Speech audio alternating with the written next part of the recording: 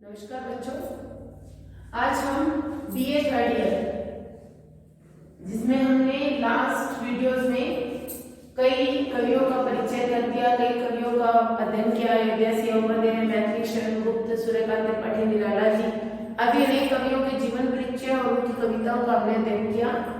आज हम BA third year के सिलेबस की कवित्री महादेवी वर्मा जी के जीवन के बारे में कुछ पढ़ेंगे और उनकी अपने सिलेबस में हमारे पाठ्यक्रम से जुड़ी कविता रूपसी तेरा लंकेश पास का वर्णन करेंगे।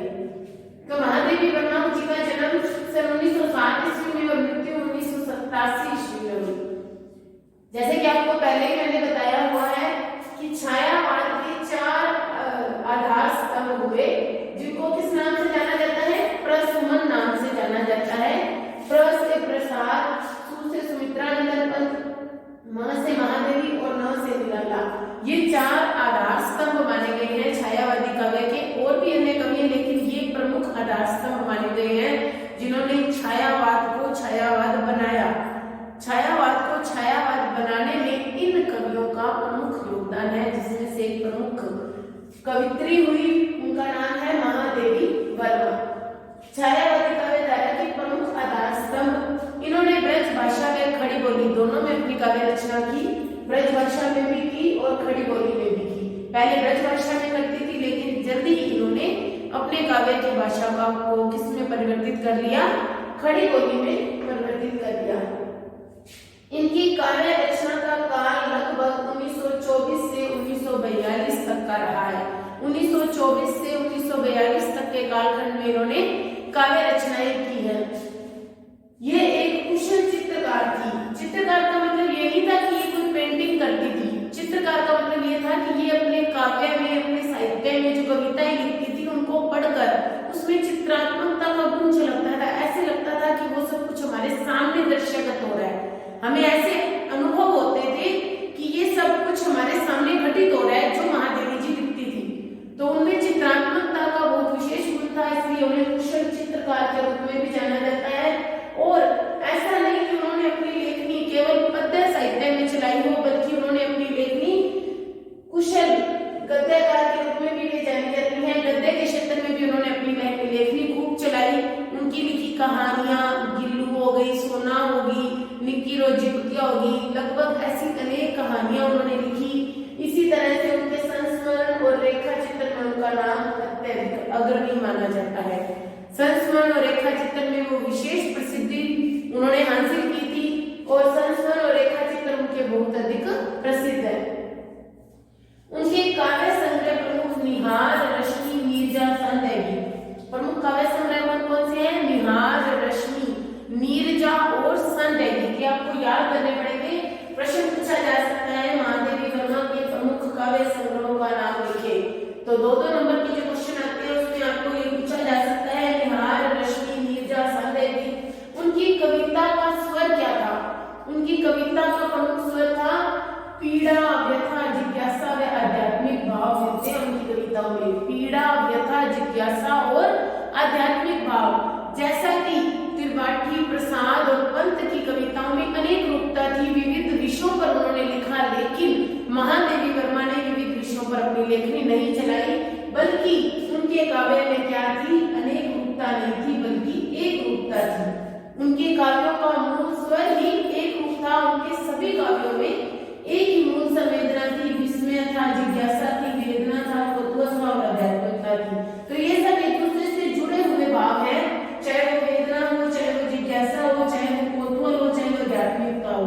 अब इन्होंने प्रणय मिलन का भी वर्णन किया है, प्रणय का, लेकिन इनका प्रणय ओछा प्रणय मिलन नहीं है, बल्कि इन्होंने क्या किया था? ये अपने प्रीतम से मिलन तक सीमित नहीं रहना चाहती थी, मिलन के भी पार जाना चाहती थी। ये उनसे मिलन नहीं करना चाहती थी, ये उनसे आगे जाना चाहती थी। ये अपने उस परम पिता परमात्मा, उस ईश्वर को अपना प्रियतम मानती थी और उस ईश्वर से मिलन नहीं करना चाहती, बल्कि उसे समझना चाहती है, उसे अपने अंदर समाना चाहती है, उसके अंदर समाहित हो जाना चाहती है, उसके साथ आगे बढ़ना चाहती है। बल्कि प्रणय निवेदन था उनकी कविताओं में। तो आध्यात्मिकता का उनकी कविताओं में बहुत अधिक प्रमुखता और जिज्ञासा तो उनके काव्य का मूल स्वर था ही। अब इस काव्य में, इस कविता में रूपसी तेरा घन केश पाश, तो इसमें रूपसी किसे कहा गया है? सृष्टि रूपी नायिका।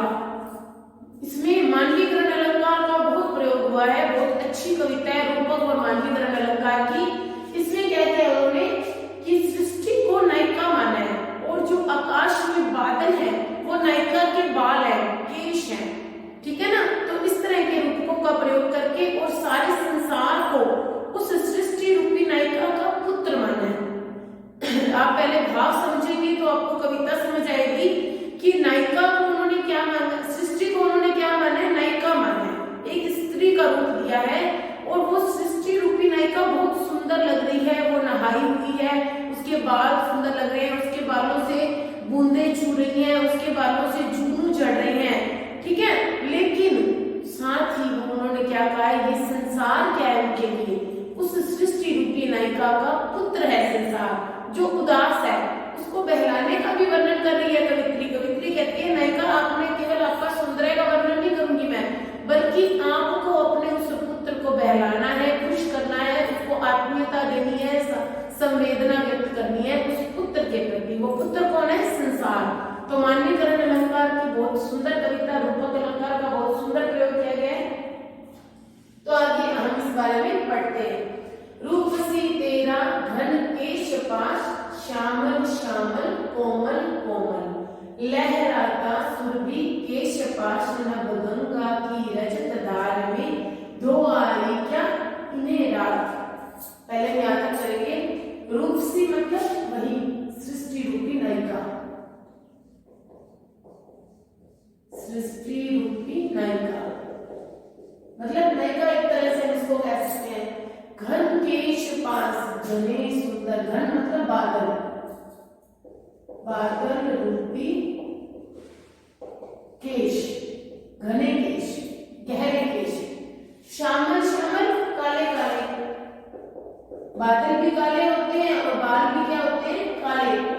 तो श्यामल श्यामल काले काले, कोमल कोमल नाजुक नाजुक, ठीक है ना। लहराता सुरभि केश, सुगंधित सुंदर केश पाश लहरा रहा है, नभ गंगा की रजत धार में धो आई क्या इन्हें रात। कवित्री कहती है कि क्या आकाश गंगा की शुद्ध धारा में, शुभ्र धारा, शुभ्र मतलब वही स्वच्छ सुंदर, तो स्वच्छ धारा में क्या तुम इन्हें रात को धो आई हो। फिर से सुने कि हे सृष्टि रूपी नायिका, तुम्हारे बादल रूपी केश बहुत सुंदर लग रहे हैं, वे काले काले और कोमल कोमल हैं। इस प्रकार आकाश में तुम्हारे बादल रूपी केश पाश काले काले सुगंधित होकर लहरा रहे हैं। इन 3 लाइनों का मैंने अर्थ किया। हे रूपसी, हे नायिका, तुम्हारा बादल रूपी केश, तुम्हारे बादल रूपी केश बहुत सुंदर लग रहे हैं, वे काले काले और कोमल कोमल हैं।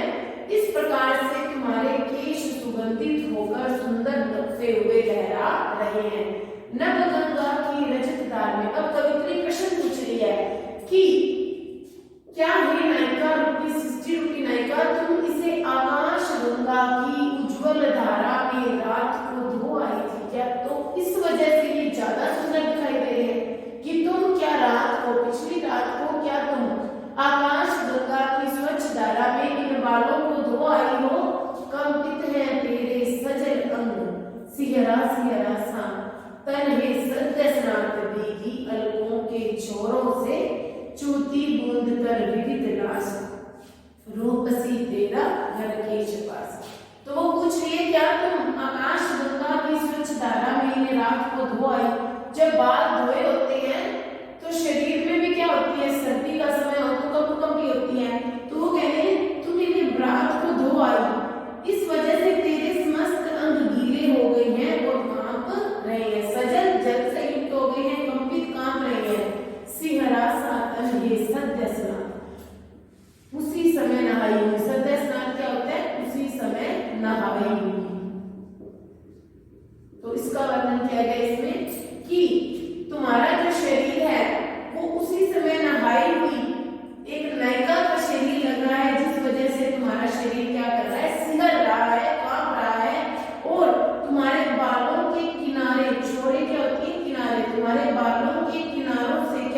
हो रही है, बूंदे छू रही है, टपक रही है। छूना क्या होता है? टपकना।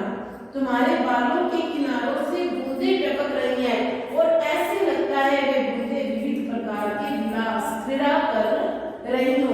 कभी बड़ी बूंद टपक रही है, कभी छोटी बूंद टपक रही है, तो वो ऐसे लग रहा है कि वो बूंदे आपस में खेल रही हैं। रूप सी तेरा केश पाछे, सृष्टि रूपी सुंदर नायिका, तुम्हारे सुंदर बादल रूपी केश बहुत सुंदर सुशोभित हो रही है। यहाँ तक हम फिर से करते हैं। हे रूपसी, हे सृष्टि रूपी नायिका, तुम्हारे बादल रूपी केश बहुत सुंदर दिखाई दे रही है। तुम्हारे काले काले कोमल कोमल बाल हैं, जिसकी वजह से लहराते हुए वे बहुत सुंदर प्रतीत हो रही है। कवित्री प्रश्न कर रही है कि हे सृष्टि रूपी नायिका, तुम क्या रात को आकाश गंगा, गंगा क्या होता है? आकाश गंगा, आकाश गंगा की उज्जवल धारा में क्या तुम इसे रात को धो आई हो, जिस वजह से तुम्हारे सारे अंग गीले हैं और कांप रहे हैं। तुम्हारा सारा शरीर कांप रहा है क्योंकि तुम सुंदर हो, तुम उसी समय नहाई हुई हो।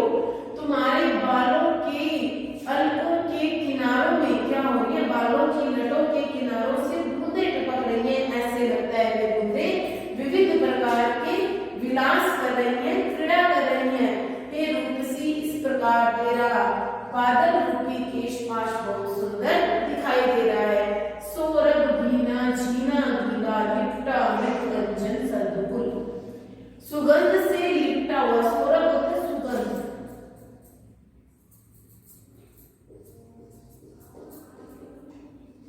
सौरभ भीना झीना गीला। तो वो कह रहे हैं, कवित्री कह रहे हैं कि तुमने जो अंजन के समान सुंदर उत्तरीय लपेटा हुआ है अपने चारों तरफ शरीर के, जिसको हम एक तरह से शॉल भी कह सकते हैं, जो तुमने उत्तरीय लपेटा हुआ है वो अत्यधिक सुगंध से भीगा और गीला है और अंजन के समान कोमल और सुंदर दिखाई दे रहा है। चल अंचल से झरझर धरते, और तुम्हारे आंचल से झरझर झड़ रहे हैं। क्या झड़ रहे हैं? पथ में झुगनू के स्वर्ण फूल। तुम्हारे रास्ते में जहां जहां तुम चल रही हो वहां तुम्हारे आंचल से क्या झड़ रहे हैं? जुगनू रूपी सोने के फूल गिर रहे हैं। जिस रास्ते से तुम चल रही हो, नायिका सृष्टि रूपी नायिका जिस रास्ते से चल रही है, उस रास्ते से, उस नायिका की आंचल से रास्ते में जुगनू रूपी सोने के फूल झड़ रहे हैं। दीपक से देता बार बार तेरा उज्जवल चितवन विलास, तुम्हारी दृष्टि है वो स्वच्छ दीपक की रोशनी के समान बार बार दिखाई दे रही है, जैसे तुम्हारे रास्ते को आलोकित कर रही हो। तुम्हारी चितवन क्या होता है? दृष्टि। तुम्हारी दृष्टि इस प्रकार लग रही है कि जैसे उज्जवल दृष्टि इस प्रकार प्रतीत हो रही है, जैसे दीपक आगे रास्ता दिखाता है, इसी प्रकार तुम्हारी दृष्टि बहुत सुंदर रूप से चमक रही है। रूप सी तेरा घन केश पास, हे सुंदर नायिका, तुम्हारे बाल जो है बादल रूपी बाल बहुत सुंदर सुशोभित हो रहे हैं। फिर से देखो यहाँ से, सौरभ भीना झीना गीला, तुमने जो कोमल उत्तरीय लपेटा हुआ है, जो कि सुगंध से भीगा और गीला है, अत्यधिक पतला वस्त्र है, वो अंजन के समान है जो तुमने अपने चारों तरफ लपेटा हुआ है। और जब तुम रास्ते पर चल रही हो तो तुम्हारे चंचल आंचल से अनेक प्रकार के जुगनू गिर रहे हैं, तो वो ऐसे लगता है जैसे सोने के फूल हों। और तुम्हारी सुंदर स्वच्छ जो दृष्टि है, तुम्हारी सुंदर स्वच्छ जो दृष्टि है, उस दृष्टि में ऐसे लगता है दीपक की रोशनी बार बार दिखाई दे रही है। जिस प्रकार दीपक पथ को आलोकित करता है, ठीक उसी प्रकार तुम्हारी दृष्टि भी रास्ते को क्या कर रही है? आलोकित कर रही है। इस प्रकार हे रूपसी रूपी अर्थात हे सृष्टि रूपी नायिका, तुम्हारा बादल रूपी केश पाश अत्यधिक सुंदर दिखाई दे रहा है। उच्च वसित वक्ष पर चंचल है वक्पांतों का अरविंद हार, तेरी निश्वासे छू भू को बल बल जाती मलयज बयार, के कीरव की मुकुर ध्वनि सुन जगती जगती की मुख प्यास रूपसी तेरा घन केश पाश। अब आगे देखते हैं कि तुम्हारा जो वक्ष है, वक्ष क्या होता है? छाती, हृदय, इसको हम हृदय से संबोधित करेंगे। तुम्हारा जो हृदय है उस पर क्या है? वो कह रहे हैं कि तुम्हारे वक्ष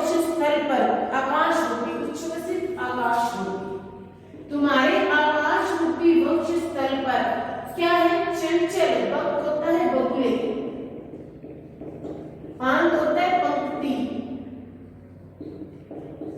अरविंद होता है कमल, हार का हार होता है। तो तुम्हारे आकाश रूपी हृदय पर, आकाश रूपी वक्षस्थल पर चंचल बगुलों की पंक्ति इस प्रकार उड़ती हुई दिखाई दे रही है, जैसे तुमने सफेद कमल, कौन से हैं ये, सफेद कमलों का हार धारण कर रखा हो अपने वक्षस्थल पर। तुम्हारे आकाश रूपी हृदय पर, वक्षस्थल पर चंचल बगुलों की पंक्ति ऐसी प्रतीत हो रही है मानो सफेद कमलों का हार हो। तेरी निश्वासें छुबू को बन बन जाती मलयज प्यार। और तुम्हारी जो ये सांसें हैं वो ऐसे लगता है भू को, पृथ्वी को, तुम्हारी सांसें पृथ्वी को छूकर ऐसे लगती हैं कि मलयज पर्वत से बहने वाली चंदन की खुशबू वाली हवा बन गई है। तुम्हारी सांसें जब पृथ्वी को छूती हैं तो ऐसी प्रतीत होती हैं मानो मलयज मतलब मलय पर्वत, मलयांचल पर्वत की सुगंधित सुंदर हवा बह रही हो। और केकी रव होता है मोरनी का स्वर, मोरनी का स्वर। नूपुर होते हैं घुंघरू। जगती जगती की, इसमें है यमक अलंकार, ध्यान से देखें। और जो मोरनी शोर मचा रही है, ऐसे लगता है मोरनी का स्वर तुम्हारे पैरों में बंधी क्या है, पायल के घुंघरुओं की ध्वनि है, जो कि जगती जगती, एक जगती का अर्थ है जागना और दूसरी जगती का अर्थ है संसार की। तुम्हारी ये जो नूपुर की ध्वनि है वो क्या लग रही है, तुम्हारे नूपुर की ध्वनि ऐसे लगता है, तुम्हारे नूपुर की ध्वनि सारे संसार की तृप्त हृदय की प्यास को फिर से जगा रही है। तुम्हारे नूपुर की ध्वनि, मोरनी का स्वर तुम्हारे नूपुर की ध्वनि लग रही है और ऐसे लगता है पूरे संसार की प्यास को फिर से जगा रही हो, संसार की तृप्त हृदय की प्यास को फिर से जगा रही हो। हे रूपसी तेरा बादल के रूप में जो घन केश है वो अत्यंत सुंदर प्रतीत हो रहे हैं। इस स्निग्ध लटों से छादे धन पुलकित अंकों से भर विशाल जुग स्मित शीतल चुंबन से अंकित कर इसका मृदुल भार दुलरा देना, बहला देना। यह तेरा शिशु जग है उदास, रूपसी तेरा घन केश पास। आगे कभी कह रहे हैं स्निग्ध होते हैं कोमल, लटे मतलब बालों के किनारे, पुलकित अंक से भर दे विशाल स्मित शीतल चुंबन से अंकित कर इसका मृदुल भार। आगे कवित्री कह रही हैं कि ये जो कवित्री सृष्टि रूपी सुंदरी को संबोधित करते हुए कह रहे हैं कि तुम अपनी कोमल कोमल चिकनी लटों से क्या करो, कोमल कोमल चिकनी लटों से संसार के शरीर को ढक दो, लटों से छा देकर संसार के शरीर को कोमल कोमल लटों से ढक दो। और उसके पश्चात वो कह रही हैं कि अपने पुलकित अंकों से उसको आश्रय दो, इस संसार को अपनी गोद में भर लो, अपनी इस संसार को अपने पुलकित अंगों से क्या कर दो, अपनी गोद में ले लो, अपनी अंगों से भर लो, अर्थात उसको अपने अंदर समेट लो। जुग स्मित, और इस संसार रूपी जो तुम्हारा बालक है उसको शीतल और कोमल चुंबन